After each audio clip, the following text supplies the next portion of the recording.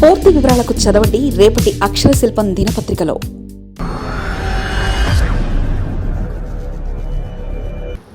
NCERT పాఠ్యపుస్తకాలపై supreme serious.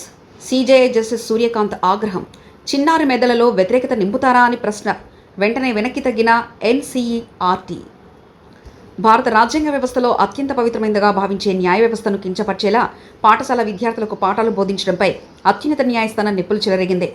NCERT కొత్తగా రూపొందించిన 8వ తరగతి సామాజిక శాస్త్రం పాఠ్యపుస్తకాల్లో న్యాయశాస్త్రాల్లో అవినీతి రాజ్యమెళ్తుందంటూ చేర్చిన అంశాలను సుప్రీంకోర్టు తీవ్రంగా పరిగణించింది.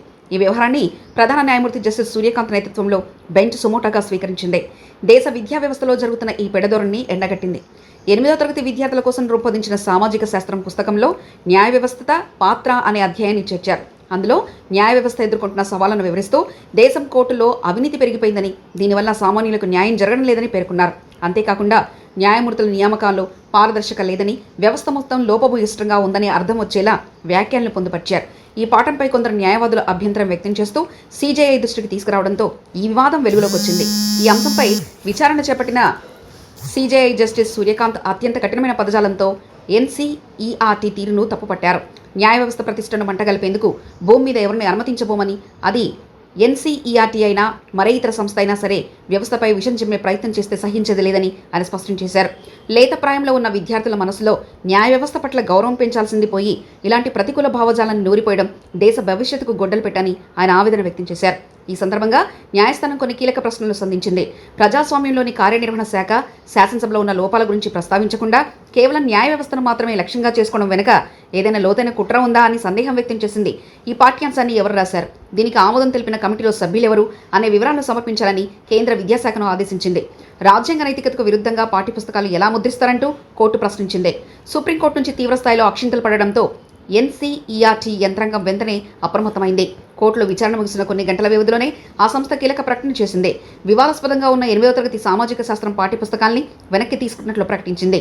అధికారిక వెబ్సైట్ నుంచి ఆ పుస్తకానికి సంబంధించిన పీడీఎఫ్ లింకులను తొలగించింది. ఇప్పటికే మార్కెట్లోకి వెళ్లిన పుస్తకాల పంపిణీ నిలిపివేయాలని డిస్ట్రిబ్యూటర్లకు ఆదేశాలు జారీ చేసింది. ఈ పొరపాటుకు బాధ్యులైన వారిపై చర్యలు తీసుకుంటామని, పాఠ్యపుస్తకాల్లోని వివాదాస్పద భాగాలను తొలగించి సవరించిన పాఠ్యపుస్తకాలను మళ్లీ అందుబాటులోకి తెస్తామని ఎన్సీఈఆర్టీ కోర్టుకు వివరించింది. భవిష్యత్తులో ఇటువంటి పొరపాట్లు జరగకుండా ఉండేందుకు పాఠ్యపుస్తకాల రూపకల్పనలో రాజ్యాంగ నిపుణుల సలహాలను కూడా తీసుకుంటామని హామీ ఇచ్చింది. అయితే కేవలం పుస్తకాన్ని ఉపసంహరించుకుంటే సరిపోదని, ఈ పాఠాన్ని బోధించిన ఉపాధ్యాయులు విద్యార్థులకు అసలు నిజాలు వివరించాలని న్యాయ నిపుణులు అభిప్రాయపడుతున్నారు. ప్రజాస్వామ్య వ్యవస్థల పట్ల విద్యార్థులకు సరైన అవగాహన కల్పించాల్సిన బాధ్యత విద్యాసంస్థలపై ఉంది. ఎన్సీఈఆర్టీ వంటి జాతీయ స్థాయి సంస్థ ఇటువంటి వివాదాల్లో చిక్కుకోవడం దురదృష్టకరం. సుప్రీంకోర్టు తీసుకుంటున్న ఈ కఠిన నిర్ణయం విద్యారంగంలో రాజకీయాలు లేదా వ్యక్తిగత అభిప్రాయాలు చొరబడకుండా అడ్డుకట్ట వేస్తుందని చెప్పవచ్చు. చట్టం, న్యాయ వ్యవస్థ పట్ల గౌరవం ఉన్న పౌరులను తయారు చేయడమే విద్యా లక్ష్యం కావాలని ఈ ఉన్నతం మరోసారి గుర్తు చేసింది.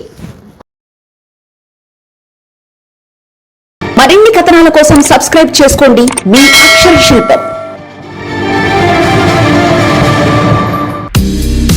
పూర్తి వివరాలకు చదవండి రేపటి అక్షర శిల్పం దినపత్రికలో.